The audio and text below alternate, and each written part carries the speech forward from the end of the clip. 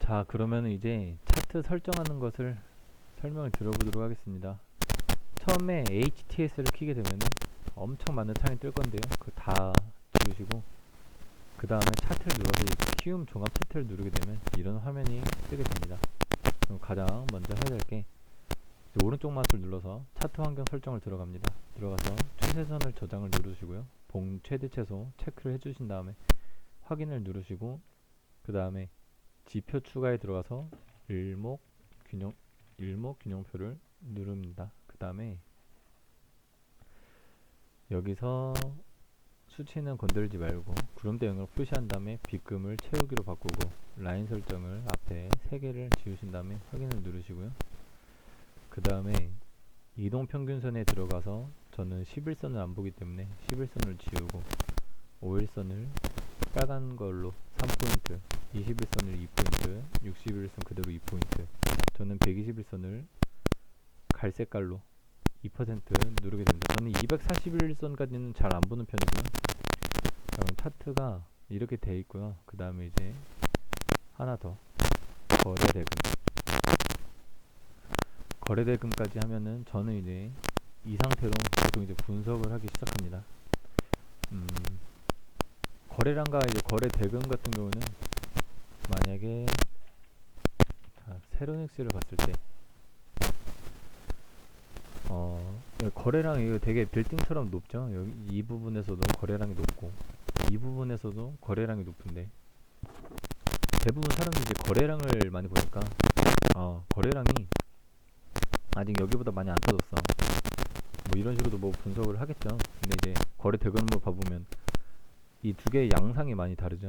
거래는 많이 일어났지만 투자된 금액은 적고, 거래가 많이 일어났지만 투자된 금액은 적고, 얘네보다 거래는 적게 일어났지만 투자된 금액이 크죠. 이거 같은 경우는 오히려 거래량은 떨어진 추세고 거래대금은 올라가는 추세가 되게 되겠죠. 그렇기 때문에 거래량이랑 거래대금을 같이 보는 거고요. 그리고 나서 이제 이 일목균형표를 제가 설정을 해드렸는데, 여기 보면 이제 전환선, 기준선, 후행 스팬은 이제 일목균형표를 당연히 이제 뭐 유튜브나 이런 데 들어가서 좀 더 이제 자세한 설명, 이론적인 거, 어떻게 내가 매수 타점을 잡을 수 있는지 이런 거를 쓸 사람들은 공부를 해보시면 되고, 저는 이제 이 세 가지를 분석할 때 쓰지 않기 때문에 체크를 빼놨고요. 자, 이제 선행 스팬에 대해서 오해가 많은데, 말 그대로 선행 스팬, 즉 주가의 앞날을, 미래에 대한 그런 주가의 행방을 예측한다라고 생각하는 사람은 많은데요. 이거 같은 경우는 현재 여기 캔들 있죠. 이 캔들에 26일 뒤에 점이 찍히는 겁니다. 이 캔들은 26일 뒤인 이 부분에 점이 찍히고, 이 캔들은 26일 뒤에 여기에 이제 점을 찍히게 돼가지고 주가가 오르고 있을 때, 즉 주가가 이렇게 오르고 있을 때는 그 이제 일목균형표를 보면은 뭐 26일, 52일로 해서 평균을 내가지고 그 평균에 맞게 구름대가 만들어지는데요. 주가가 이렇게 오르고 있으면 구름대도 그냥 26일 뒤에 오르게 이렇게 나타나고요. 그리고 이 폭은 이 오른 폭만큼 나타난다고 생각을 하시면 되고요. 그러면 반대로,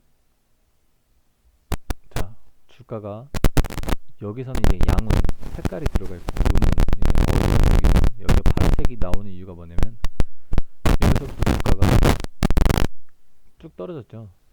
떨어진 게 26일 뒤에 여기서부터 이제 구름대라고 이제 표현이 되는 거예요. 여기에 있는 이 폭만큼 이렇게 넓은 거고요. 그리고 여기서 이제 떨어져 있는 이 수치만큼 길이가 길어진 겁니다. 왜냐면 여기에 26일 뒤는 여기고, 여기에 26일 뒤는 여기고, 여기에 26일 뒤는 여기고, 이런 식이기 때문에, 그래서 만약에 이제 사람들이 여기가 파란색일 때 주가가 위로 치고 올라가지 못한 이유가 뭘까요? 즉 여기 주가가 상승을 하다가 이렇게 음봉이 떨어지는 거는 무슨 악재가 있는 거죠. 단기적으로 악재가 있기 때문에 쭉 주가가 떨어졌을 때 여기 있는 사람들은 다 물려 있는 상태가 돼요. 그래서 주가가 살짝 내 평균 단가가 와도 오게 되면 그냥 바로 팔아버리고, 다시 또 평균 단가가 오게 되면 다시 팔아버리고, 이런 현상이 나타나기 때문에 여기 부분에서 주가가 이렇게 치고 올라갈 수가 많이 힘들다고 이제 분석을 보통은 하는 편이에요. 자, 반대로 여기는 양운이죠. 이거를 보면은 주가가 여기서 이제 상승한 만큼 26일 뒤인 구름대가 여기서 이제 표현이 된 겁니다. 그랬을 때 주가가 상승을 하고 나서 하락을 했을 때 이 구름대를 만나게 되는데, 이 구름대는 여기서 상승을 하던 사람들의 매물이 여기 이제 나타난다고 보면 되는데요. 그럼 이 사람들이 지지를 해서 반등이 일어나지 않을까라는 이제 생각을 해볼 수가 있는 거예요. 저 같은 경우는 크게 분석을 하는데 도움을 받는다기보다 어차피 이런 부분은 캔들만 보더라도 흐름이 보이기 때문에 굳이 막 이게 의문이네, 이게 양운이라서 뭐가 안 되겠다, 의문이니까 돌파가 힘들 거야, 양운이니까 한번 지지를 받아볼 수 있나, 뭐 이런 얇은 부분 있죠. 이런 부분이 변곡점이야, 이런 부분에서는 쉽게 올라갈 수가 있어. 이런 부분이죠. 이런 변곡점, 뭐 이런 점에서는 그냥 쉽게 오르락 내리락 할 수 있어. 약간 뭐 이런 설명들이 많은데요. 저는 이제 뭐 일목균형표를 그런 식으로 활용은 하지 않고 그냥 차트를 봤을 때 뭔가 너무 행해 보이니까 그냥 이런 식으로 하는 거고, 그리고 이제 일목균형표를 봤을 때 말 그대로 일목요연하게 한눈에 뭔가 차트의 위치를 파악하기 위해서 일목균형표를 보게 되고요.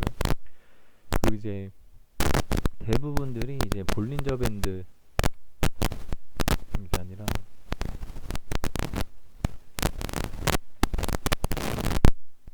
볼린저 밴드를 사용하게 되는데요. 수치는 대부분이 건들지 않을 거고요. 중심선을 제외하고, 만약에 이것을 좀 뭐 이런 식으로 해가지고, 제가 볼린저 밴드를 잘 알지도 못하고 활용도 잘 못하고 그러기 때문에 그냥 제가 이제 처음에 공부를 할 때 보통 내용들이 볼린저 밴드가 이렇게 수축을 하고 있을 때, 이런 부분에서 볼린저 밴드가 수축을 할 때 캔들이 뚫고 올라왔어요. 이때부터 이제 확장이 일어나기 시작해가지고 주가가 이 볼린저 밴드를 뭐 타고 올라간다든지, 뭐 주가가 볼린저 밴드 하단에 딱 닿았을 때는 반등이 일어난다든지, 뭐 이런 식으로 이제 기술적인 지표로 많이 사용을 하게 되는데, 저는 이제 볼린저 밴드를 사용하지 않기 때문에 여기에 대해서 이제 뭐 디테일하게 설명을 드려볼 수는 없지만, 이제 저는 그렇다고 생각해요. 대부분이 만약에 여기서 이 볼린저 밴드랑 뭐가 있고 이 뭐 간격이 얼만큼 있기 때문에 어떻게 되겠다 이런 설명보다는 대충 이제 유튜브를 보면은 제가 이제 많이 안 좋아하는 것 중에 하나가, 결과만 놓고 여기서 매수하면은 상승을 먹는다, 약간 이런 식으로 설명하는 것을 되게 안 좋아하는데요. 그건 누구나 할 수 있는 거니까. 대부분이 이제 볼린저 밴드의 원리가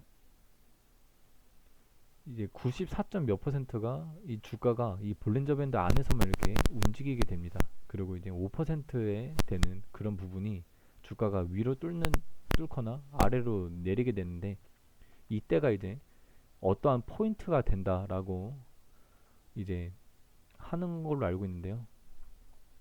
주가가 볼린저 밴드가 넓어졌다가 좁아졌을 때 다시 여기서 증가를 하죠. 폭이 넓어지면서 캔들도 올라갔고, 그래서 자 주가가 볼린저 밴드를 타고 있지. 그러니까 여기서 매수 타점을 하면 이만큼의 60% 수익을 볼 수 있어. 그리고 하락하다가 볼린저 밴드 하단에 닿았지. 자 그럼 반등이 일어날 수가 있어. 여기서부터 매수했으면은 이만큼의 수익을 받았겠지.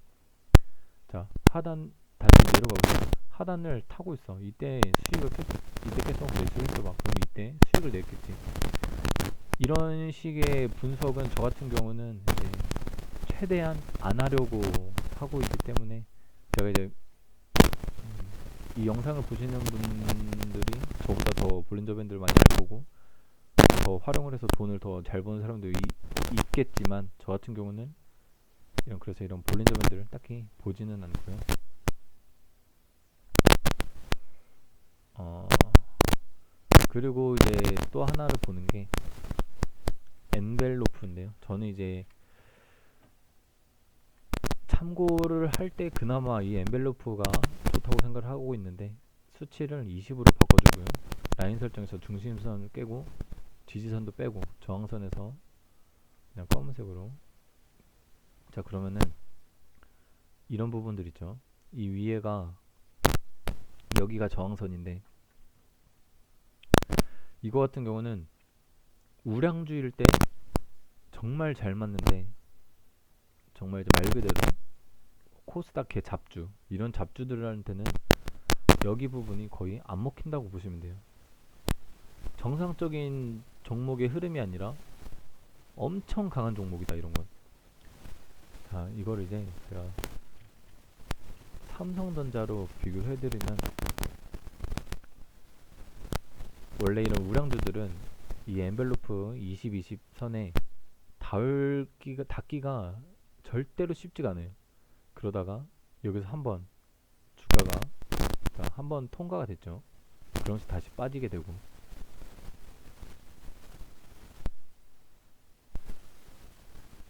자, 과거를 보더라도 웬만하면은 닿지를 않아요. 엄청 간격이 많이 벌어져 있죠. 그러다가 이렇게 한번 닿으면은 거기가 삼성전자의 종목 입장에서는 여기가 엄청난 호재거리가 있어요. 분명히 10만 전자가 간다, 야 이거 뭐 15만 전자 간다, 30만 전자 간다, 엄청난 호재가 있을 때 여기서 이제 사람들이 많이 사겠죠. 그렇지만 차트를 해석하는 입장에서는 이렇게 닿을 수도 없는 이 엄청난 선에 이 엄청 큰 우량주인 삼성전자가 여기를 닿는다? 이건 절대 매수를 고려해 볼 만한 상황이 아니라 무조건 팔아야 된다. 무조건 실현을 해야 된다. 수익을. 이런 식으로 볼 수 있는 선이라고 간단하게 생각을 하시면 될 것 같고요. 제가 이제 실제로 자, 카카오를 보면 자, 카카오 같은 경우도 이제 뭐 그나마 우량주 중에서 삼성전자 이런 거보다는 가볍지만 이런 부분도 있지만 한 번씩 이렇게 크게 돌파가 나오면은 단기적으로 조정을 받는 모습이 보이고요. 자, 이런 부분에서 닿으면 다시 떨어지고 여기서도 한번 돌파가 나오면 떨어지고 한번 돌파가 나오면 떨어지는 모습. 뭐 아무래 퍼시픽. 자, 이런 거 보면 우량주들을 보면은 한번 이렇게 닿게 되면은 떨어지고 근처까지 오거나 이런데 근처까지 왔을 때는 단기적으로 최고점임을 알 수가 있어요. 그렇기 때문에 이런 이유로 보조지표를 사용하는 것이고요. 이것을 만약에 지지선도 본다고 했을 때 그럼 이제 밑에 선이 생겼죠. 자, 밑에 선을 보면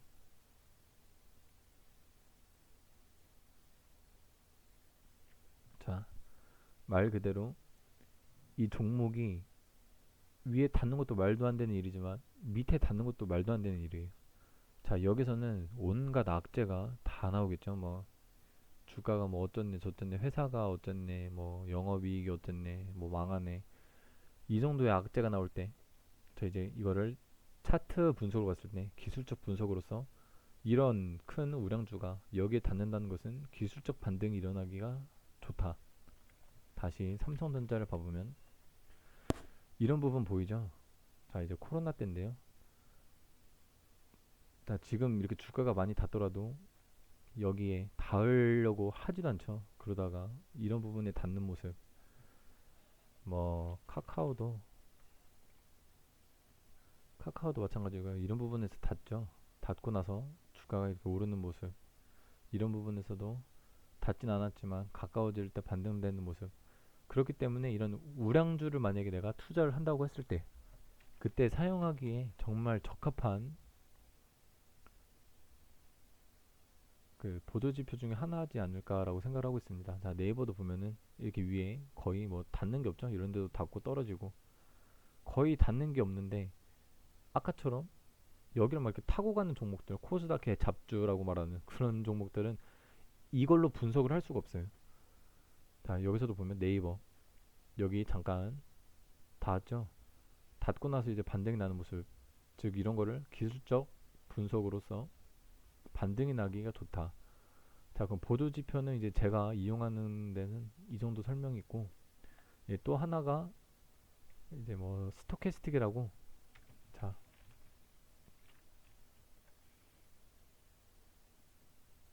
예, 그냥 거래 대금을 빼고 제가 설정을 하는 것은 뭐 20, 15도 있고, 뭐 15, 3도 있고, 뭐 533도 있고 이런데, 제가 솔직히 이 뭐 여기 보면 설명이 나오는데 이해를 하지 않고요. 그냥 제가 숫자를 여러 개 조합해보고 그냥 제 입맛에 맞게 그냥 쓰는 편인데요.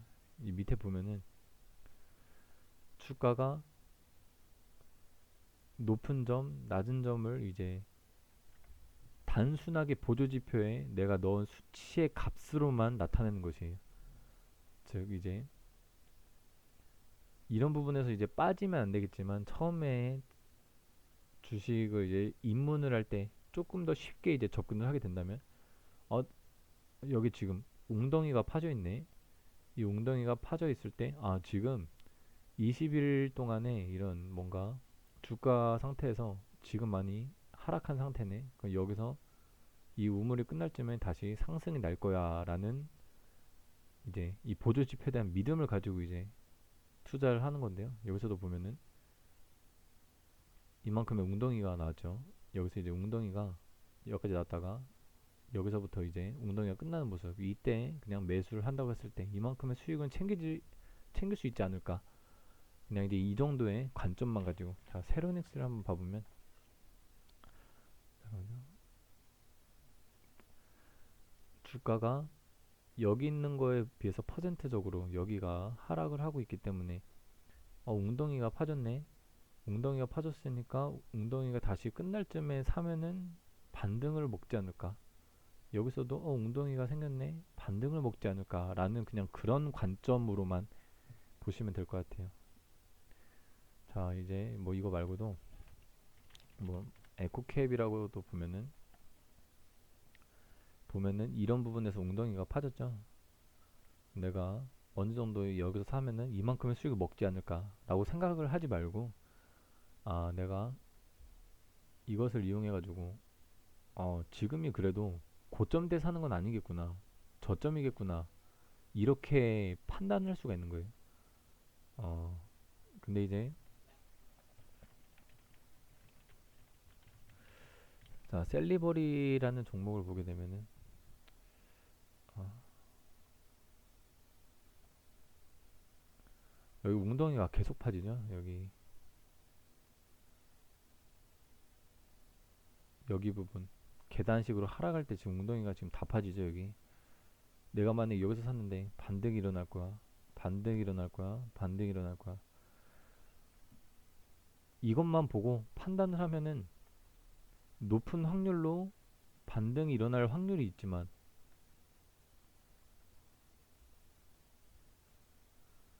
근데 이거는 말 그대로 그냥 결과론적인 거고요. 결국에 이런 종목이 하나씩 걸리게 되면은 결국에 손실을 보게 됩니다. 그렇기 때문에 다른 분석이 다 진행이 되고, 그럼에도 뭔가 아리송하다, 뭔가의 도움을 받고 싶다 했을 때, 그때는 이제 이 스토캐스틱 한번 보조 지표로서 정말 말 그대로 쓸만하겠다. 네, 이 정도까지만 보시면 될 것 같습니다. 자, 그리고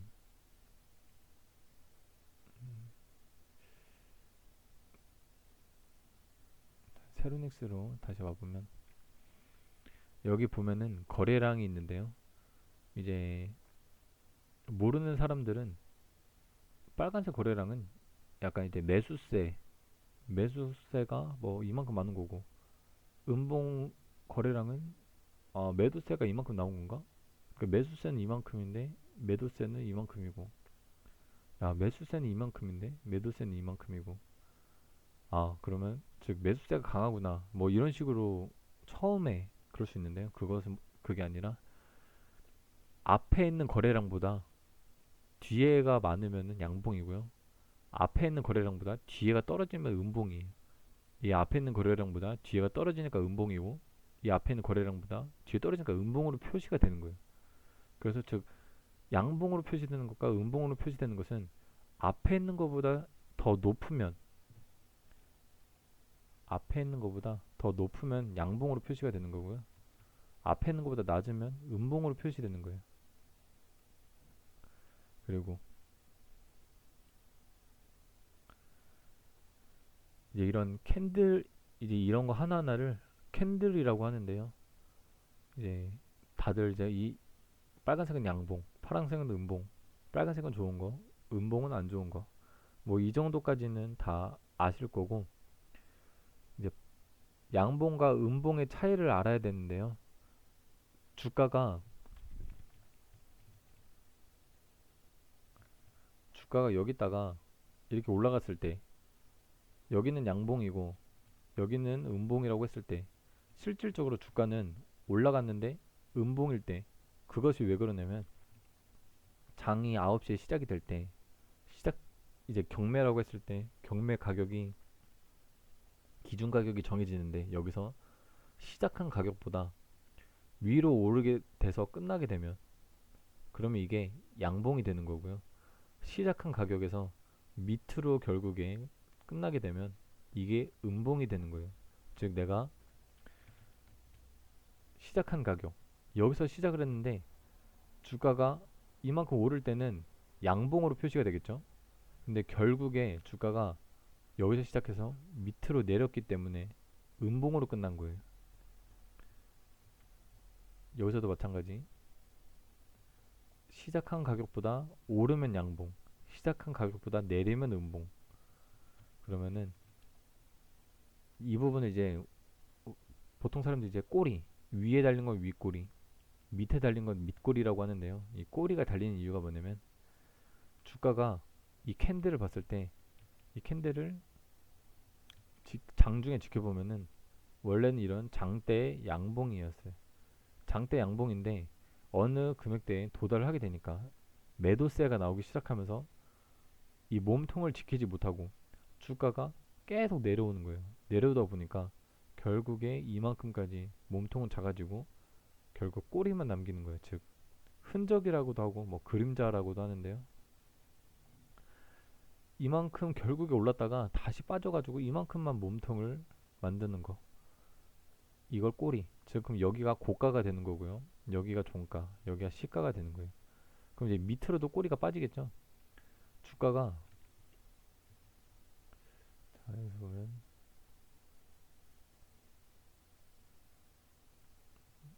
자, 이 캔들을 보면은 주가가 처음에는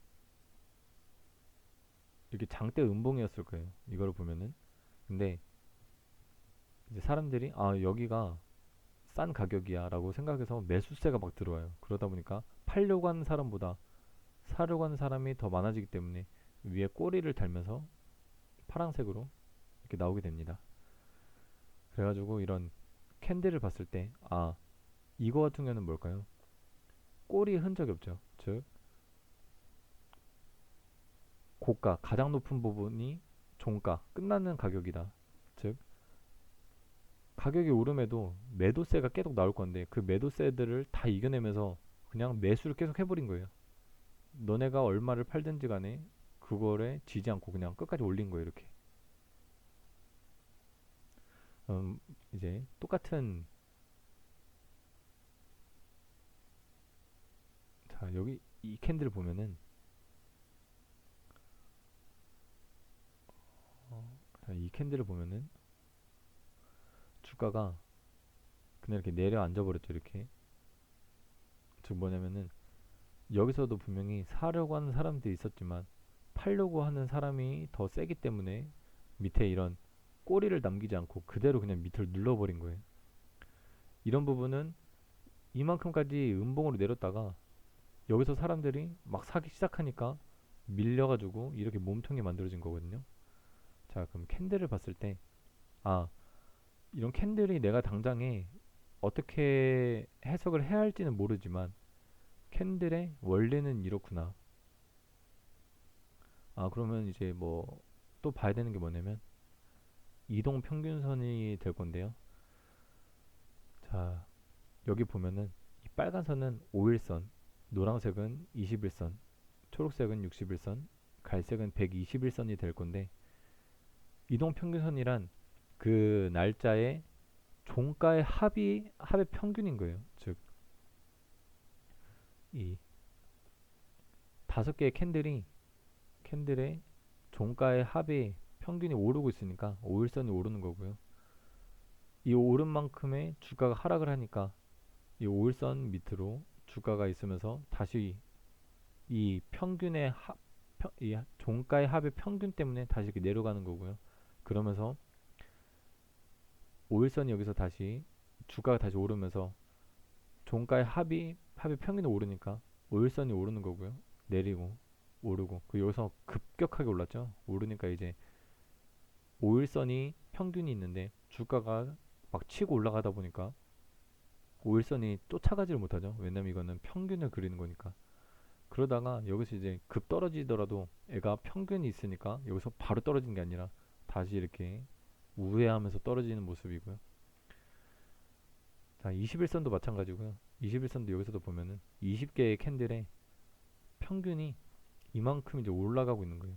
여기에 여기에 오르는 폭보다 여기에 오르는 폭이 가파르기 때문에 이렇게 진행되다가 위로 오르게 경사가 진행이 되는 거고요. 61선도 보면은 60개의 캔들의 평균이겠죠. 이 정도의 캔들의 평균이 고만고만하니까 그냥 이렇게 가는 거예요. 그러다가 여기서부터 뭔가 상승이 일어나면서 급격히 오르니까 평균이 이제 길을 올라가 버리는 거예요. 120선도 마찬가지고요. 자, 그러면은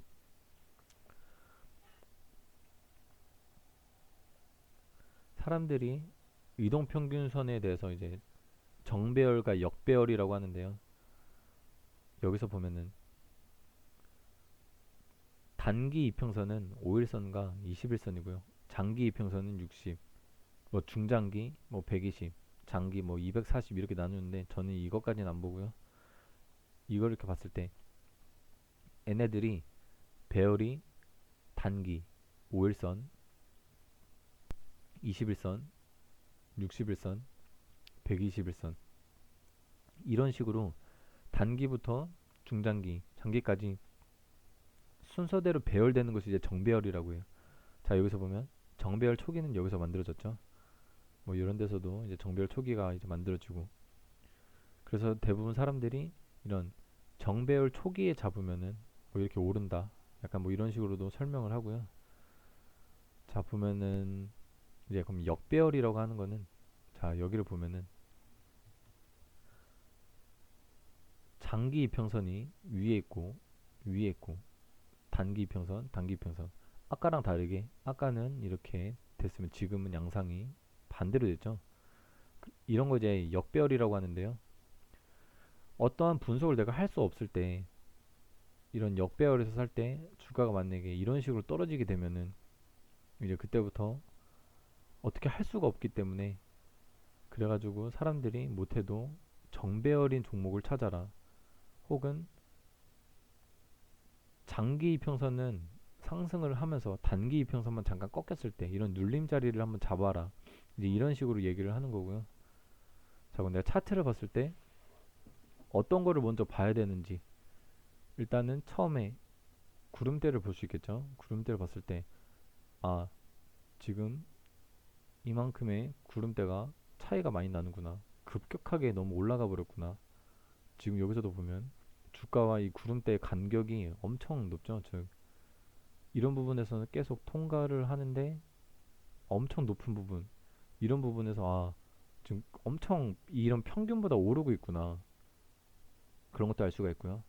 자, 그리고 이동평균선과 이런 이동평균선 이 간격을 이격도라고 하는데요. 이제 대부분의 설명이 뭐냐면 장기 이평선과 단기 이평선이 너무 이격도가 많이 벌어지면은 주가는 조정을 받는다. 뭐 장기 이평선이 단기 이평선을 뭐 끌어내린다. 뭐 이런 표현을 하게 되는데요. 이제 이거를 심리적인 관점으로 봤을 때 오랫동안 평균은 이 정도인데 단기적인 어떤 호재로 인해 주가가 이렇게 올랐을 때 사람들은 고점에서 매도를 하고 싶은 심리가 발동이 돼요. 차트를 보고 있을 때 지금 이격도가 이만큼 벌어져 있는데 아 지금이 고점이겠구나. 어떤 사람이 이미 40%의 수익을 보이고 있기 때문에 아 이쯤 돼서 내가 차익을 실현하면은 뭐 성공적인 재테크다 뭐 이런 식으로 해서 이격도가 많이 벌어졌을 때는 매도 심리가 상당히 강해지고요. 다시 이격도가 줄어들었을 때 이때는 어떤 생각을 하게 되면 이 높았던 지점에서 이만큼 내려왔으니까 아 이쯤에서 잡으면은 다시 이렇게 반등을 하지 않을까라는 이제 그런 식으로 접근을 보통 하게 됩니다. 자 그럼 이제 많은 사람들이 이동평균선을 공부를 해보시면 알겠지만 뭐 반등이라는 말을 하게 됩니다. 21선이 이렇게 가고 있는데 5일선이 올라갔다가 21선 닿았을 때 반등이 일어나서 올라가고 반등이 일어나서 올라가고 즉 여기서 보면 21선이 이렇게 가고 있는데 5일선이 갔다가 내려왔으니까 지금 5일선이 21선한테 지지를 받고 있어. 그러니까 반등이 날 수가 있어. 또 5일선이 지금 21선에 지지받는 상황이야. 여기서 반등이 날 수 있어. 라고 이제 이런 식으로 분석을 합니다. 그래가지고 만약에 이거를 결과론적으로 자, 주가가 오른 거에 대해서 다 보면은 주가가 5일선이 이 노랑선이 21선에 반등이 났어. 뭐 또 하나는 뭐 어떤 종목을 보더라도 21선이 있고 5일선이 가다가 21선 닿으면서 반등이 일어났어 라고 이제 결과론적으로 표현을 하게 되는데요. 이제 이런 21선, 5일선, 21선 이런 이동평균선은 말 그대로 보조지표고요. 내가 만약에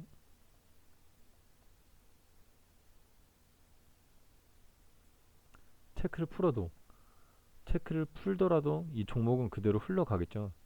즉 이동평균선은 말 그대로 보조지표, 즉 어떤 날짜에 종가의 평균을 나타내는 거기 때문에 이 선에 무슨 뭐 특별한 힘이 있지 않아요. 만약에 어떤 분석을 할 때 여러 분석 중에 이 분석도 맞고 이 분석도 맞고 이 분석도 맞는데 5일선이 21선에 닿는 위치이기도 하네 라고 하면은 신뢰가 올라가는 건데요. 만약에 앞에 분석도 안 됐는데 지금 5일선이 21선에 닿는 자리야. 여기서는 반등이 일어날 수가 있어. 라고 그냥 이런 거 하나로만 투자를 하게 되면 결국은 계좌는 녹게 될 거예요. 제가 이제 이거는 오르는 차트만 봤기 때문에 반등이 일어나는구나. 반등이 일어날 확률이 많구나라고 생각을 할 수가 있는데요. 자, 이런 부분. 주가가 오르다가 당연히 반등 날 거라고 이제 생각을 했는데 여기서 반등이 만약에 안 났어요. 그렇게 되면은 다음에는 61선이니까 반등이 날 거야.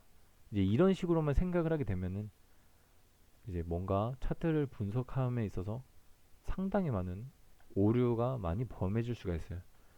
그래서 이 이동평균선을 바라볼 때 자세는 현재 주가가 이 장기 이평선이 올라가고 있네. 즉 이제 내 연봉이 계속 이렇게 연봉 상승이 되는 회사다. 일단 장기 이평선이 올라가고 있는 건데 연봉을 계속 올려줄 수 있는 회사구나. 단기적으로 이 회사가 힘들어지더라도 연봉은 다시 오를 수가 있겠구나. 약간 이런 마음가짐으로 이런 정배열일 때 그럴 때 이제 잡아볼 수 있는 그런 지표인 거지. 만약에 5일선이 60일선에 닿았다고 여기서 반등이 일어날 거야 라고 여기서 덜컥 사는 게 아니에요. 그리고 자 그러면은 이런 차트를 봤을 때 아까보다는 그래도 이제 아 거래량이라는 것도 있고 일목기동표도 있고 이동평균선도 알게 됐으니까 그 이제 어느 정도 시야를 보게 됐을 때 아, 여기는 이제 정배열이라서 올라가는 건가요? 라고 질문을 하게 되면은 그게 아니라 주가가 오르기 때문에 정배열이 만들어지는 거고 주가가 떨어지기 때문에 역배열이 만들어지는 거고 그리고 주가가 5일선에 21선에 이제 5일선이 지지받아서 올라간 게 아니라 여기서 올라갔기 때문에 지지받은 것처럼 보여서 올라가는 거예요. 즉 많은 사람들이 이제 이동평균선 매매를 하게 되는데요. 이동평균선을 이제 앞뒤가 다른 거죠. 주가가 올랐기 때문에 지지를 받은 건데 닿았기 때문에 지지를 받았다라고 생각을 하는 게 아니라 많은 사람들이 여기서 5일선이 21선에 닿은 자리야. 그러니까 매수를 고려해 볼 만해라고 해서 매수세가 많이 들어올 수 있는 자리. 대부분의 사람들이 그렇게 이제 매수를 하게 되니까 그러니까 이제 이런 자리들보다 매수세가 좀 더 강할 수 있는 자리, 많은 사람들이 매수 포인트로 잡을 수 있는 자리이기 때문에 이런 부분이 이제 조금 더 반등 날 확률이 높아지는 거지. 이 선에 어떤 특별한 마법적인 힘이 있는 건 아닙니다. 주가가 떨어지다가 61선에 닿았다고 해서 반등이 나는 게 아니라 대부분 사람들이 야, 5일선이 여기 있었다가 주가가 떨어졌는데 야, 여기까지 떨어졌는데 한 번은 반등이 나지 않을까? 한 번은 매수를 고려해 볼 만 하지 않을까? 왜냐면은 장기적으로 이동평균선이 이렇게 올라가고 있는데 단기적으로 주가가 떨어졌을 때 여기 있는 사람들이 다시 한번 매수를 고려해서 지지 반응이 일어나지 않을까? 라는 이제 어느 정도의 그냥 판단의 근거일 뿐이지 이것만을 가지고 매매를 할 수는 없습니다. 이제 그러면은 저항과 지지에 대해서 설명을 들어볼 건데요. 저항이라고 하는 것은 말 그대로 주가가 오를 때 저항이 되는 것, 즉 뭔가가 내가 저항을 맞는다. 오르다가 주가가 저항을 맞아서 떨어진다. 지지, 내가 너를 뭐 지지해줄게, 서포터를 해줄게라고 했을 때 주가가 내릴 때 지지를 받아서 올라간다. 즉 이제 이런 말들을 주식에서 많이 사용을 하게 되는데요. 이제 처음에 주식을 생각할 때 주가는 그냥 오르기만 하면은 회사도 좋고 주식을 갖고 있는 사람도 좋고 뭐 돈이 많은 사람은 더 좋고 그냥 가파르지 않더라도 꾸준하게 그냥 이렇게 오르기만 하면은 더 서로가 좋은 게 아닌가? 근데 왜 자꾸 주식은 떨어져야 되고 다시 오르고 떨어져야 되고 이런 순환이 될까? 왜 이런 파동이 그려질까? 라고 생각을 해보면은 누군가는 돈을 투자했을 때 주식이 상승하게 됩니다. 상승했을 때 매도를 해서 수익을 얻고 싶어 하는 심리가 생기게 돼요. 보게 되면은 내가 여기서 1,000만 원을 투자를 했는데 돈이 2천만 원이 됐어요. 그러면은 내 두 배네. 이쯤 되면 나는 빼야겠다. 라고 해서 이런 부분에서 팔게 되는 거죠. 그럼 이제 많은 사람들이 이 안에서만 이렇게 가격이 움직이게 되는데요. 주가가 오르기만 하면 좋겠지만 누군가는 지금이 고점이야, 지금이 고점이야, 지금이 고점이야 하면서 팔게 됩니다. 그러면서 다시 매도 심리가 나오고요. 주가가 또 떨어지고만 있으니까 여기 있던 사람들이 최고점에 못 팔았지만 지금이라도 팔아야지, 지금이라도 팔아야지. 그럼 팔게 됩니다. 주가가 또 떨어지다가 제일 낮았던 점에 다시 주가가 왔네. 이 부분이 내 경험상 저점이었어. 또 지금 이때 되면 또 사게 됩니다. 또 사게 되고 다시 또 주가가 오르게 돼서 또 이 정도 되니까 이 가격은 이 정도까지 오르면 꺾이더라고. 다시 이렇게 떨어지고 이런 식으로 해서 파동이 생기게 됩니다. 근데 이런 파동도 이제 제가 보는 기준이 뭐냐면 어떠한 주가에 이런 기준선이 있다고 했을 때 주가가 이런 식으로 컨트롤 되는 건 결국에 이것도 세력의 이제 차트의 흐름이라고 저는 판단을 하고 있습니다.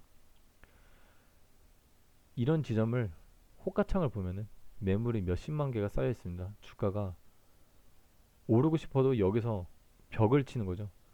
벽을 치고 있기 때문에 오르면 팔리고 하다 보니까 이 지점을 뚫지를 못하는 거예요. 그러니까 다시 주가가 떨어지고, 이 부분까지 떨어지면 또 호가창에 이만큼의 벽이 있어요. 내가 팔고 싶어도 사고 팔고 싶어도 사고 하다 보니까 여기서 다시 또 이제 매수 심리가 강해지고 매도 심리가 강해지고, 이것을 이제 반복을 하는 게 이런 박스권의 주가가 움직이고 있다. 이런 꼭 정석적인 흐름이 아니라 여기서 이렇게 흐르다가 이만큼에서 다시 내려올 수 있고, 다시 또 뭐 이런 식으로 결과적으로 큰 틀로 봤을 때 박스권의 대부분 이제 주가가 갇히게 됩니다. 즉 주가가 상승을 하다가 하락을 하고 횡보를 하고 다시 상승 혹은 하락이 나올 때 여기서 일정한 박스권을 만들어지는데요. 여기서 이제 중요한 포인트를 잡을 수 있는 게 이 박스권을 살짝 이제 돌 돌파가 일어날 때, 혹은 이제 이렇게 살짝 밑으로 떨어질 때, 이 두 가지가 이제 키포인트가 될 수 있는데요. 어, 제가 말했듯이 이 박스권을 그리는 이 저항이 되는 기준선과 지지가 되는 기준선은 세력이 만드는 건데, 이 부분이 돌파가 나왔다라는 뜻은 뭔가를 시작을 하려고 한다. 뭔가가 이제 시그널이 왔다. 신호가 왔다. 이게 하락을 한다는 것은 똑같은 의미겠죠. 자, 그러면은 여기에 분명히 누군가는 여기서 매도를 했지만 누군가는 분명히 여기서 이렇게 더 가지 않을까라고 분명히 사게 돼요. 여기에 물려있는 사람들이 많은데, 여기에 있는 물려있는 사람들을 다 이기고서 돌파가 나온다라는 뜻은, 즉 뭔가가 이제 시작이 될 거다. 내가 물량이 여기서 주가가 계속 왔다 갔다 하면서 많이 모였다. 이제 올려서 수익을 실현을 할 거다. 여기에서 많이 모은 물량을 이만큼 올린 다음에 여기서 팔아 제껴서 개미한테 물량을 넘길 거다라는 그런 이제 시작의 신호로 보는 거죠. 이제 차트로 보면은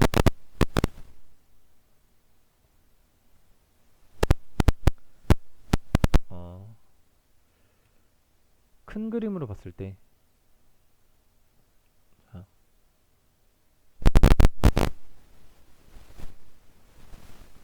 주가가 박스에 갇혀 있죠. 보면은 주가가 여기에서만 이렇게 놀고 있죠. 잠깐 뭐 이런 뭐 윗꼬리가 돌파가 살짝씩은 나왔지만 주가가 고점, 뭐 저점, 고점, 저점 이런 식으로 주가가 진행이 되다가 이 부분, 여기서 제가 아까 말한 것처럼 저항이 되는 부분에서 돌파가 나왔죠. 그 상황을 봤을 때 돌파가 나오면, 즉 여기서 무언가가 시작을 하려는구나 라는 것을 알 수가 있어요. 자, 거기에 대한 이제 근거를 봐보면은, 이건 지우고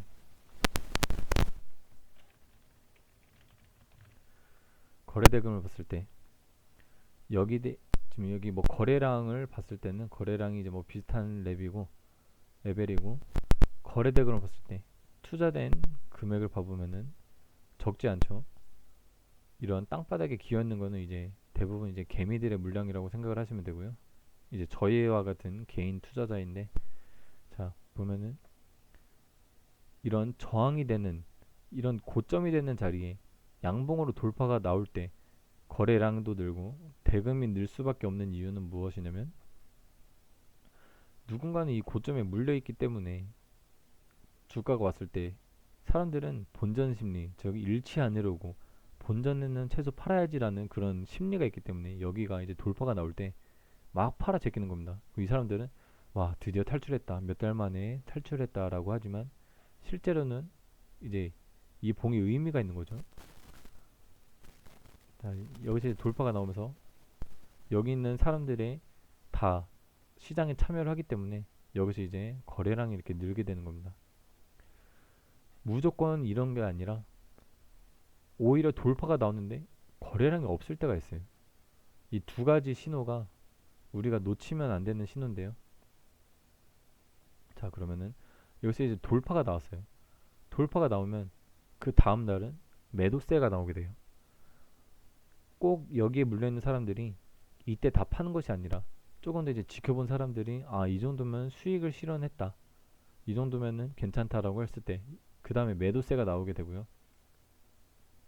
그 다음에 이 저항이 되던 부분, 주가가 오르려고 하면 떨어지고 오르려고 하면 떨어지고 오르려고 하면 떨어지던 부분이 다시 주가가 내려왔을 때 여기선 이제 지지 라인으로 바뀌게 되는데요. 그 원리가 왜 그러냐면,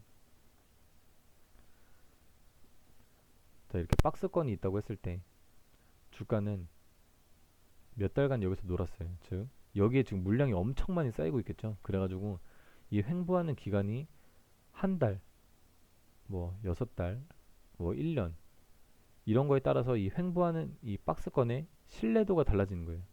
뭐냐면 한 달 동안만 주가가 갇혀 있다가 돌파가 나왔을 때 그게 정말 이런 상승을 위한 돌파일 거냐, 여섯 달 동안 주가가 횡보를 하다가 이때 돌파가 나왔을 때 이게 상승 신호냐고 봤을 때 한 달보다는 여섯 달보다는 1년이 더 이제 신뢰를 가질 수 있는 분석을 할 수 있다는 거예요. 그러면은 말 그대로 저항은 높은 지점이니까 팔려고 하는 건데, 여기가 돌파가 나왔을 때는 다음날 상승을 하고 다시 주가가 저항이 되던 라인에 왔을 때 지지가 나와야 좋은 흐름이 되는데요. 그 이유가 뭐냐면은 이제 세력들도 여기서 이제 물량을 많이 쌓고 있겠죠. 왜냐면 최대한 저점에서 사서 높게 올린 다음에 여기서 팔아야 더 많은 수익을 실현할 수 있기 때문에.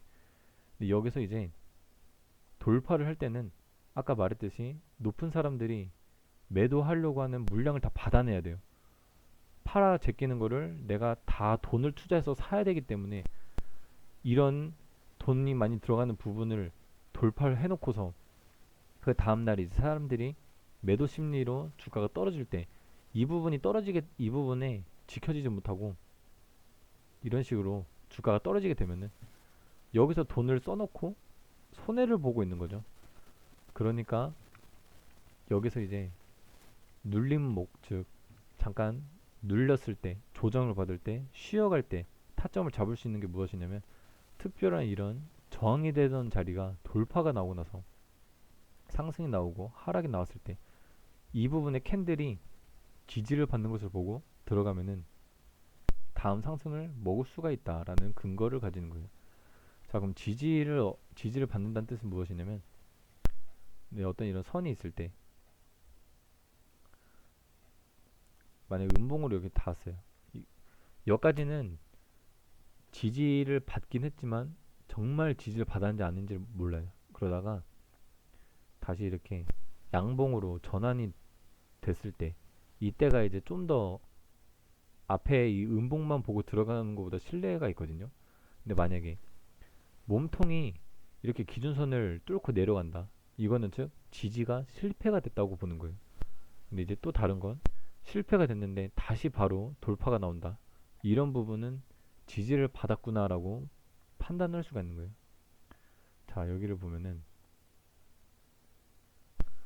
주가가 돌파가 나오고 나서 상승이 일어나고 하락을 할 때 이런 저항이 되던 이런 부분에서 음봉으로 지지가 나오고 양봉으로 지지가 나오고, 자, 밑에 꼬리가 여기서는 보면 꼬리가 이만큼까지 내려갈 때는 음봉이었겠죠. 근데 이제 이 부분에서 매수세가 들어와서 지지가 나오기 때문에 다시 올라간 거고, 그 다음날 여기서보다 주가가 올랐으니까 다시 매도세가 나오게 되는데 매도세가 여기까지 내려갔다가 다시 여기서 지지를 받고 올라간 모습이에요. 이런 거를 보면 아, 지금 의미 있는 자리를 돌파를 했는데 다시 하락을 했을 때 지지를 받았구나. 그럼 못해도 이런 자리에서 매수를 해볼 수가 있는 거예요.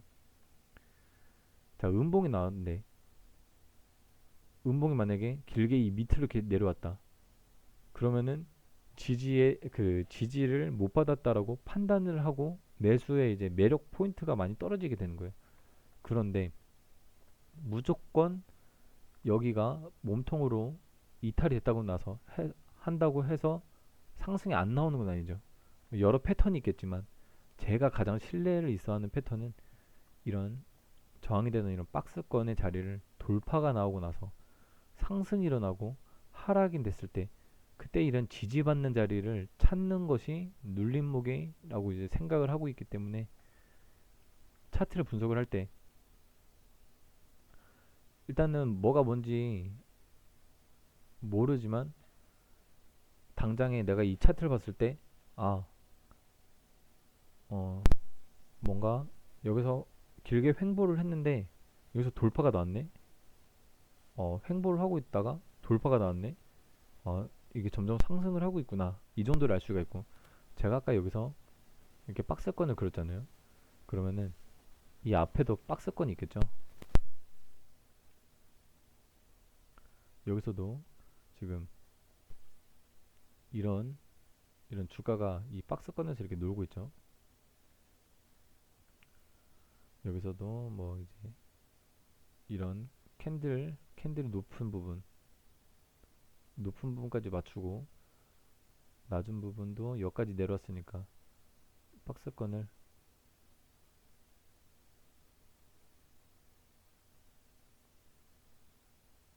자 이런 식으로 했을 때 주가는 여기서 저항을 받고 떨어지고 지지를 받고 저항받고 내려가다가 다시 지지받고 저항받고 이런 박스권을 내가 지켜보고 있었어요. 지금 횡보를 하고 있구나.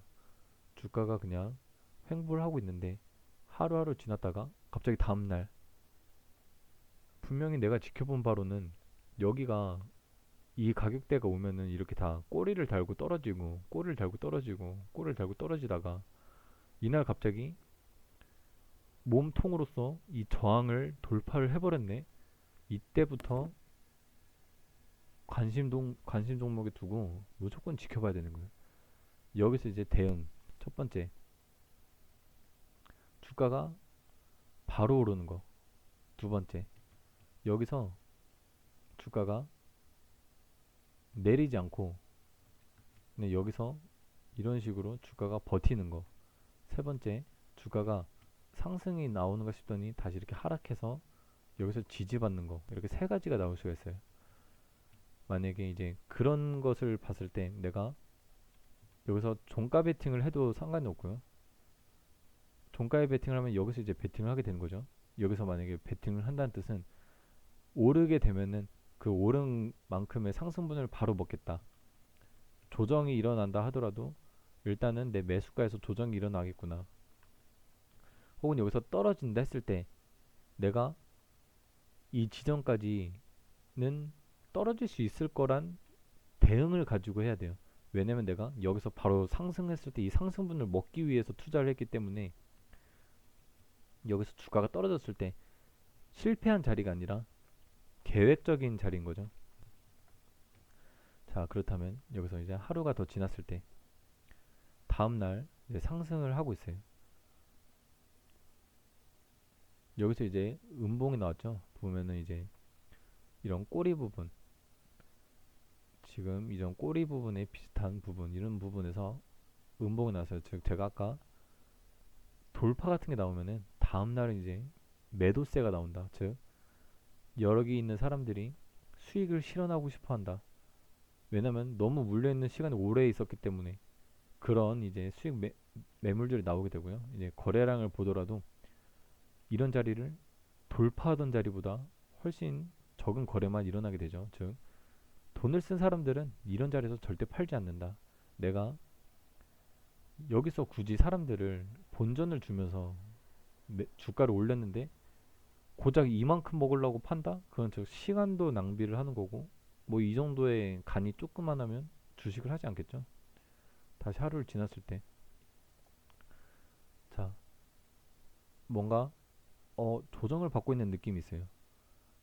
거래량도 많이 줄어들었고 거래량이 만약에 많다는 거는 이 음봉에서 거래량이 많다는 건 거래가 활발하게 일어났다는 거예요. 즉 누군가는 사고 누군가는 판 흔적이 많았는데 결과적으로 음봉이라는 거는 매도세가 많기 때문에 매도세가 더 강했기 때문에 음봉인 건데 거래가 거의 일어나지도 않았어요. 뭐 개미 똥구멍만큼 일어났는데 여기서부터 이제 지켜보는 거예요.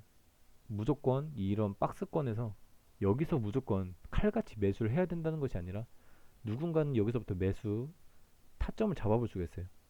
다음날. 자, 이제 여기서 엄청난 시그널이 나왔죠. 보면은 주가는 떨어지긴 했지만 양봉으로 전환이 됐고 거래량도 뭐 쥐똥만 하고 밑에 보면은 꼬리가 달렸죠. 밑에 꼬리가 달렸는데 지지를 받고 올라가서 결국에 양봉으로 전환이 됐어요. 이런 부분에서는 무조건 매수를 해야 된다. 여기서 만약에 지지를 받지 않고 이만큼 떨어진다 하더라도 여기서는 매수를 해야 돼요. 내가 이 종목을 보고 있으면. 왜냐? 그 근거가 무엇이냐를 보면 2020년 5월부터 2021년 3월 거의 1년이랑 가까운 시간 동안 횡보를 하다가 갑자기 이날 돌파가 나왔는데 이 부분에서 바로 이탈을 하려고 돌파가 나왔을까라고 생각을 했을 때 이탈이 일어나지 않을 것이다. 이 시간이 너무 길고 고작 이것도 이탈 이것도 이제 지지를 못할 거면은 여기를 왜 돈 주고 여기를 왜 돈 주고 돌파를 했을까라고 생각을 해볼 수가 있고요. 그리고 만약에 여기서 돌파가 나왔다가 지지가 나왔을 때 꼭 여기 라인에서 칼같이 지지가 나올 필요가 없는 거죠. 살짝은 이탈을 할지언정 다시 오르기만 하면 되니까. 자, 그러면은 하루를 더 지켜보면 여기서는 무조건 매수를 해야 돼요. 무조건. 다음날 다시 이제 상승하는 분위기가 나왔고 여기서 파는 걸까요? 아니겠죠? 팔지 않는 근거가 뭐냐면 똑같은 말이지만 이 오랜 시간 동안 횡보하던 주식이 갑자기 돌파가 나오고 돌파가 나온 자리가 지지가 나왔기 때문에 절대 팔면 안 돼요. 이런 자리는. 다음날 상한가가 나왔네요. 상한가 나왔을 때 팔아야 될까요? 여기서 만약 음봉이 엄청 길게 나왔다. 팔아야 될까요? 아니라는 거죠. 상한가가 나왔다는 건 어떤 특정한 시작을 알리는 이제 뭐 시발점이 될 수가 있는 거고요. 내가 만약에 내가 세력이다. 이 정도에서 매집을 끝냈는데 상한가 한번 올리고 여기서 다 팔아버린다? 그러면 이 1년 동안 고작 이 정도 수익을 먹으려고 내가 이만한 공을 들었나? 주가가 오르려면 내렸고 이제 내리려고 하면 올렸고 이런 박스권을 그리면서 내가 물량을 모았는데 이 30% 하나 먹으려고 과연 이라고 생각을 할 수가 있는 거죠. 그러면은 수익을 만약에 정말 실현을 하고 싶은 사람이 있다면 뭐 반절 정도만 수익을 실현을 하는 거죠. 하루하루 더 지켜보면은 다음날 음봉이 떴어요. 즉 매수가 크게 나오면 지금 거래량도 보면은 비교도 안 되게 많이 나왔죠. 돈도 보면은 이 거래량으로 봤을 때는 별 차이 안 나겠지만 이제 거래 대금으로 봤을 때 거의 3분의 1만큼이 더 돈이 들어온 거죠. 그리고 그 다음날 돈이 많이 들어왔어요. 이제 여기서 사람들이 착각을 하는 게 착각은 아니지만 그 음봉인데 거래량과 거래 대금이 많이 터진다. 즉 안 좋다. 세력이 털고 거기서 나간다라는 생각을 많이 갖고 있는데요. 만약에 이 세력이 여기서 다 털고 나갈 거였으면은 이렇게 꼬리로 지지받지 않고 강한 음봉으로 이렇게 내리겠죠. 몸통으로 그냥 내리 꽂아버릴 거예요. 그런데 이 종가의 상한가의 종가를 지키면서 꼬리가 달리면서 위에 파란색으로 음봉으로 조정이 일어나는데 거래가 이만큼 터진다? 거래가 이만큼 터졌는데 주가가 이만큼은 안 내려가고 여기 라인을 지킨다? 여기서도 매수를 해볼 수가 있는 거죠. 여기서 매수를 할 수 있는 사람 몇 명이나 될까요? 거의 없겠죠. 개미의 입장에서 보면 절대적으로 매수를 할 수 없는 구간이고요. 세력 입장에선, 아니면 혹은 이제 세력의 관점으로 봤을 땐 여기가 이제 매수 포인트가 되는 거예요. 주가가 만약에 내리 꽂을 수도 있죠. 분명히 내리 꽂을 수도 있지만, 내리 꽂았다 하더라도 분할 매수로 대응하면 무조건 오른다. 무조건이라는 단어를 쓰기는 좀 부적합하지만 많은, 엄청 높은 확률로 오른다. 왜냐? 이만큼의 많이 돈이 투자가 됐는데도 라인은 지켜주면서 상승으로 조정이 나오고 있으니까, 이렇게 하락으로 떨어지는 게 아니니까. 자, 다음날 한번 지켜볼까요? 다음날에도 음봉이 떨어지면서 갑자기 엄청나게 많은 거래량이 죽어버렸어요. 이제 관심이 떨어진 거죠. 어제까지만 해도 핫했는데 오늘 관심이 이제 없어진 거고요. 자, 다음날 다시 한번 거래량이 떨어지면서 아직까지 상승 조정이 일어나고 있죠. 내가 만약에 여기서 매수를 했었더라도 여기서 안 팔고 그냥 나가면 이제 손실을 보고 있는 거죠. 그럼에도 여기 부분에서는 의미 있는 자리이기 때문에 그냥 홀딩을 할 수가 있는 거예요. 안 팔고. 다음날 주가가 이만큼 꼬리가 달렸네요.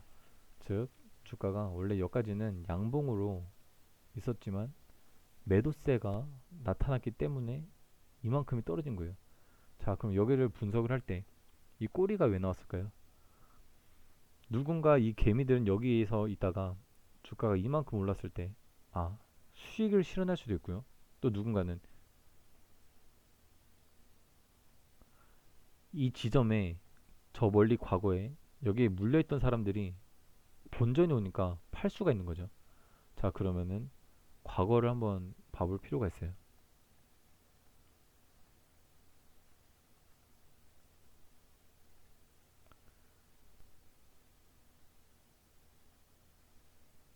제가 아까 보던, 자, 여기였죠. 여기가 지금 어느 가격대인지 한번 확인해 볼게요. 2014년, 15년에 이런 꼬리들, 그리고 여기서 상당히 많은 이런 기준을 갖고 저항을 받다가 돌파가 나오니까 여기 부분에서 지지가 받았죠. 그러다가 여기 부분에서 주가가 떨어졌는데, 다시 여기 보면은 꼬리가 닿으니까 떨어지고, 여기도 보면 닿으니까 떨어지고, 즉 저항이 되고 지지가 되던 선이 지금의 고점인 거예요. 그리고 여기, 여기에 있는 고점은 의미가 있을까요? 없을까요? 당연히 의미가 있죠. 왜 이거를 굳이 여기까지 올렸을까요? 내가 주가를 여기서 이제 모아가지고 주가를 올릴 건데, 물량을 테스트 해보는 거죠. 여기 있는 사람들이 얼만큼 매도를 하는지, 얼마나 물량이 쌓여 있는지. 내가 주가를 올릴 때 내가 물량이 많아야지만 주가를 컨트롤하기가 쉬운데, 개미들이 물량이 많아요. 그럼 내가 올리려고 하면 팔고, 올리려고 하면 팔고, 방해가 되겠죠. 그러니까 돈을 투자하면서 일부러 굳이 이 사람들한테 본전 심리를 준 거예요. 야, 너네 내가 본전까지 돈을 주고 주가를 올렸으니까 여기서 팔아. 너네 여기서 너네 여기서 지금 6년간 물렸잖아. 주가를 올렸어. 안 팔 사람 있을까요?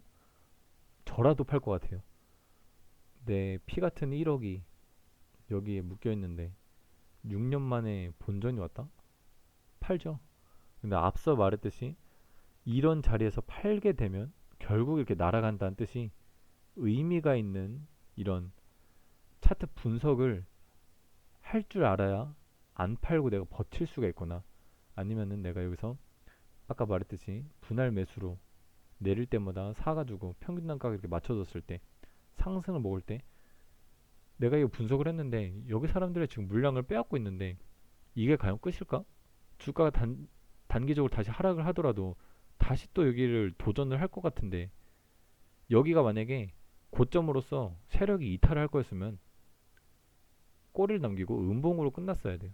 거래량이 막 터지면서. 근데 지금 보면은 양봉으로 지금 버티고 있잖아요. 이거는 즉 세력이 여기서 팔고 나간 게 아니에요. 그런 이제 근거를 가지고 다시 한번 지켜봐 볼게요.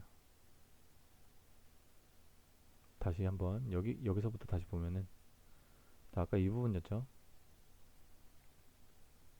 한번 엄청난 거래량이랑 거래 대금이 터지고 나서 거의 거래 한 뭐 5%? 이 봉의 5% 정도. 여기는 이제 개미들이 이제 주로 거래가 일어나고 세력들은 거의 참여를 하지 않는다. 자, 이런 이제 보통 이제 매집봉이라고 하는데요. 이런 저점에서 생기는 이런 매집봉, 여기 지금 윗골이 달린 것도 보이죠? 이 저점과 단기적인 이런 고점에서 나오는 매집봉의 해석하는 의미는 다른데요. 자, 여기서 보면은 이때마다 거래량이 조금씩 터지죠. 꼬리를 달 때마다 거래량이 조금씩 터지는데요. 이렇게 그 이유가 뭐냐면 이런 데서는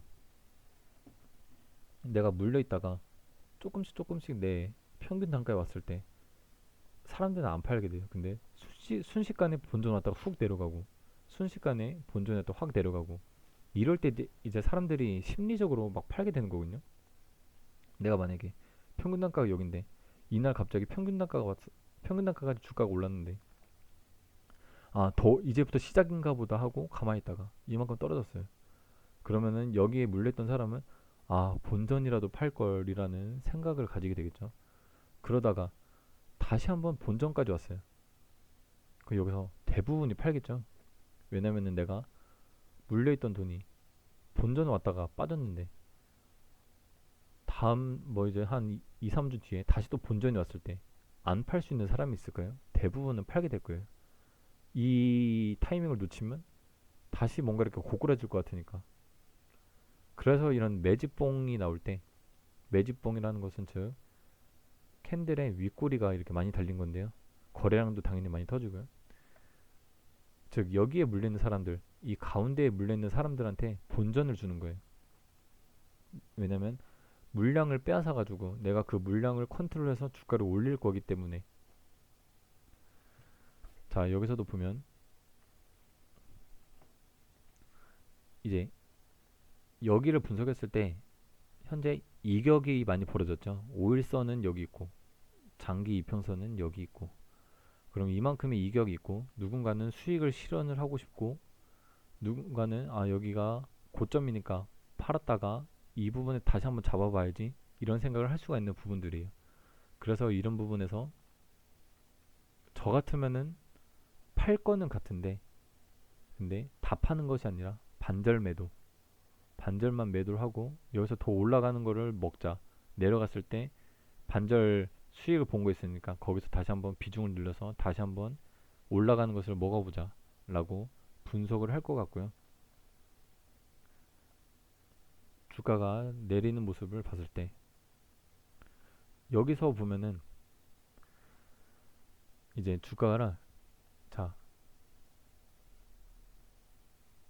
여기까지 흐름들을 봤을 때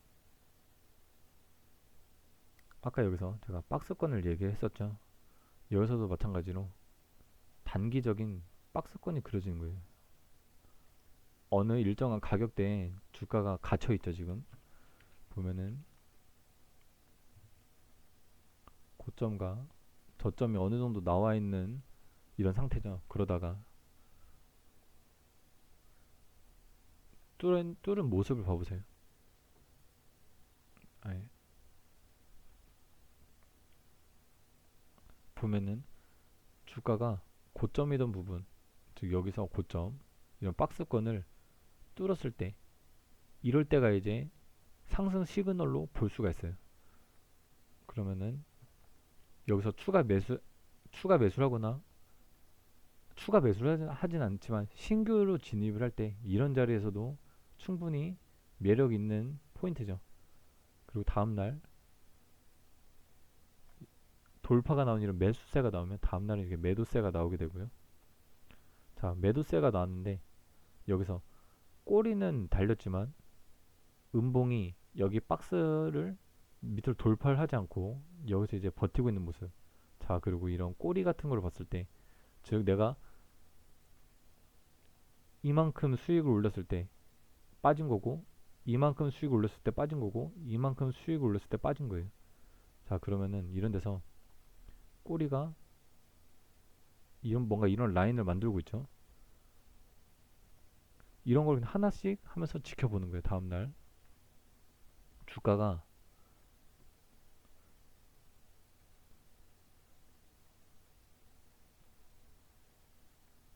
주가가 빠지긴 했지만 여기죠. 여기서 지지가 나오는 모습이지만 몸통으로 저항이 되는 라인을 깼고 다시 양봉으로 전환이 되면서 밑에 꼬리가 저점이 되던 라인에서 지지가 받는 모습이 나오죠.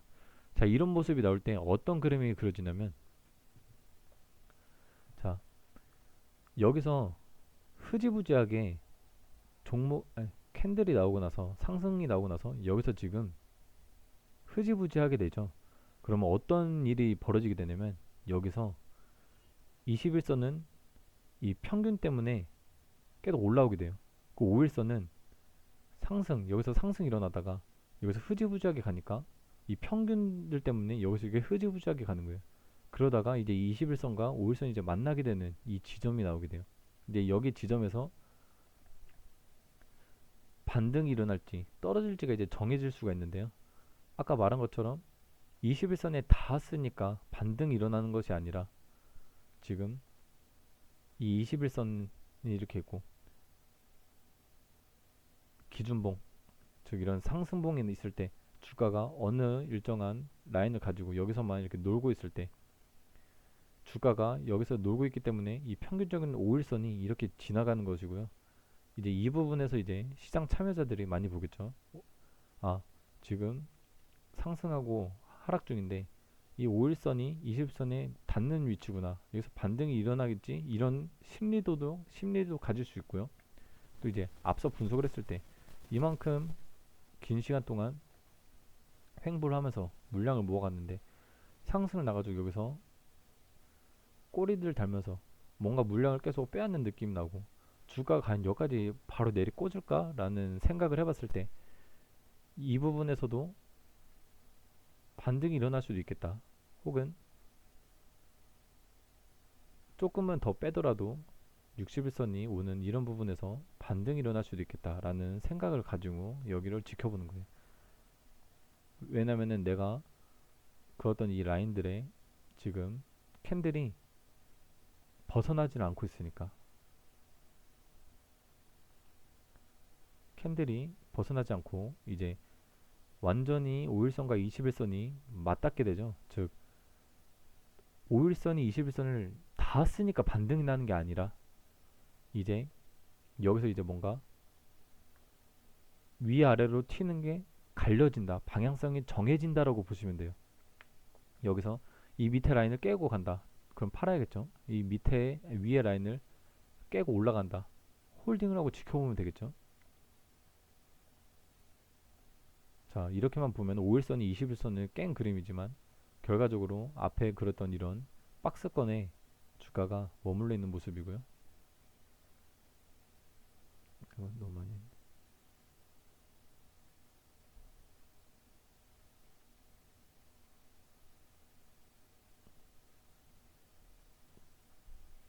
박스권이 지금 보면은 주가가 흐지부지하게 계속 가더라도 내가 여기서 그었던 이 박스권이 뒤에서도 계속 영향을 받고 있죠. 올라가려면 저항받고 내려가려면 지지받고 올라가려니까 여기 위에 꼬리가 저항을 받고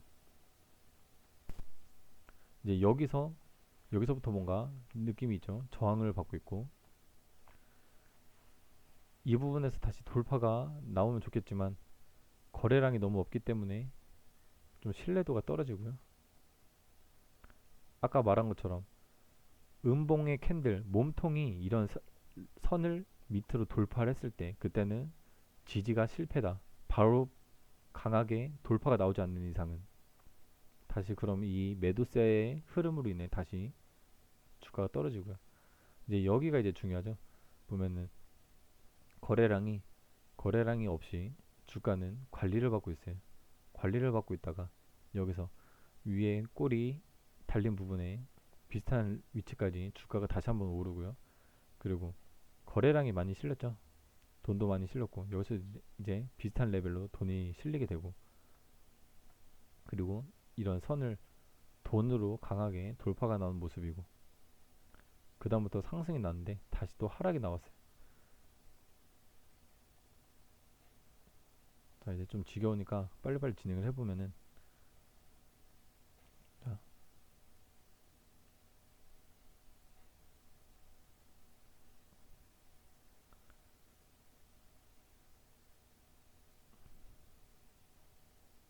이제 이런 그림이 그려지는데, 여기서 하루하루 봤을 때 되게 지겨웠죠. 방금 저랑 같이 봤을 때. 즉 여기가 이렇게 박스권이 그려졌던 거죠. 그- 그러면은 이 긴 시간 동안 이 횡보할 때, 이때 만약에 산 사람들은 엄청 지겹겠죠. 지금 여기서 하루하루를 지켜보면서 분석을 하는 것도 지겨웠는데, 근데 이 상승분을 이제 놓칠 수가 있다. 이런 부분에서 만약에 매수가 들어갔으면, 그래서 이제 매수의 이제 맥점, 즉 정말 좋은 타이밍이 뭐였냐면, 이 횡보하던 주식이 돌파가 되고 지지를 받을 때, 이것도 똑같이 이렇게 횡보하면서 박스권에 저항받던 이런 주가가 돌파가 나오고 지지를 받을 때, 이럴 때만 사면은 시간도 절약하고 의미 있는 자리에서 상승분을 먹을 수 있다. 이런 분석을 해볼 수가 있고요. 지금 시간을 너무 많이 끌은 것 같은데, 자, 세로닉스도 보면 뭐 다를 게 있을까요? 보면은, 자, 주가가 상승을 받다가 하락을 하고, 이제 저항을 받고 하락하고 저항을 받고 하락하고 저항받고 하락하다가 여기서 돌파가 나왔죠. 돌파가 나오고 제가 말한 것처럼 여기서 만약에 캔들이 거래량이 엄청 많이 실리면서 밑으로 내려 꽂았다 하면은 어떠한 악재로 인해 파는 건데, 이 저항된 부분에서 주가가 더 떨어지지 않고 지켜지고 있죠. 이러면서 다시 상승이 나오고, 그럼 여기는 어떻게 될까요? 이 돌파가 나오고 나서, 이 의미 있는 이 횡보를 돌파하고 나서 다음 날에 이제 매도세가 났을 때 그 부분에서 다시 지지를 받는 모습이 나오죠.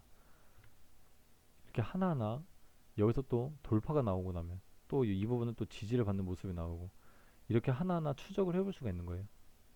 그래서 내가 종목을 봤을 때 여기 앞부분 전에 또 여기를 또 한번 봐볼까요?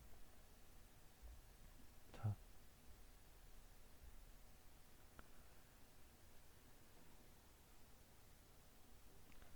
주가가 횡보하던 이런 자리에서 여기서 돌파가 나왔죠. 상승이 나고 지지를 받을 때 이 비슷한 레벨에서 지지를 받고, 그럼 여기서 박스권이 또 만들어지겠죠.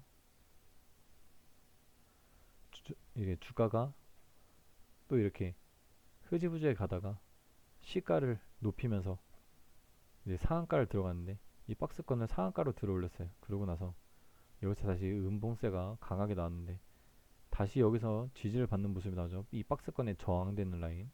그러고 나서 상승이 일어나는데 다시 또 저항을 받고 지지를 받고 다음에 또 박스가 그려지겠죠. 자, 이 박스에서 또 움직이다가 여기서 돌파가 나왔죠. 돌파가 나오고 상승이 나오고 이 밑에까지 지지가 나오진 않았지만 이제 위에서 이렇게 다시 상승을 하는 모습이 나오는데요. 이런 것들이 이제 제가 말한 그 저항과 지지의 개념. 자, 여기서도 이제 똑같죠. 자, 이거를 이제 선으로 표시를 해보자면, 자, 이렇게 박스가 되던 자리에서 여기서 아까 돌파가 나왔고 여기서 다시 지지를 받다가 올라갔어요. 그러면은 이런 박스권을 얘가 돌파를 한 거잖아요. 돌파를 하고 나서 결국에 다시 여기서 지지를 받죠. 지지를 받고 주가가 다시 이렇게 올라가는 모습을 볼 수 있는데, 하나하나 찾아보면은, 자, 이런 박스권이 있죠. 이런 박스권에 저항도 받고 저항도 받다가 돌파가 나니까 지지를 받고 올라가는 모습이고, 다음 박스권은 뭘까요? 이런 자리, 이런데 고점도 한번 있고 주가가 캔들이 있던 자리, 이런 자리에서 다시 한번 지지를 받죠. 이거를 뭐 굳이 맞춘다고 꼬리로 이렇게 올릴 수도 있지만, 꼭 여기서 칼같이 여기에 주가가 닿아야지만 나는 매수를 할 거야 라는 것이 아니라, 이런 부분에서부터 모아갈 수가 있는 거죠. 이런 식으로 차트를 분석을 할 수가 있어요.